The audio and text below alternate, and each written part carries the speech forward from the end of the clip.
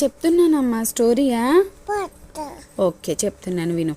అనగనగా ఒక ఊర్లో ఒక రైతు ఉండేవాడు అన్నమాట. ఆ రైతు నడుచుకుంటూ వెళ్తుంటే ఆ రైతుకు ఒక పాము కనిపించింది. ఆ పాము చల్లో వణికిపోతూ బిగిసిపోయి ఉంటే అతను ఏం చేశాడంట, అయ్యో అని జాలిపడి ఆ పాముకు కొన్ని పాలిచ్చాడు. పాలిచ్చిన తర్వాత ఇంకా అలాగే ఉందంట ఆ పాము. అప్పుడు ఏం చేశాడంట, అయ్యో ఇది ఇలా ఉంది కదా అని చెప్పేసి దాని దగ్గర తీసుకొని నిమిరాడన్నమాట. అప్పుడు కొద్దిసేపటికి ఆ పాము నార్మల్గా అయిపోయింది. ఆ నార్మల్గా అయిపోయిన పాము ఏం చేసిందో తెలుసా? ఏం చేసిందంటే వెంటనే కాటేసింది.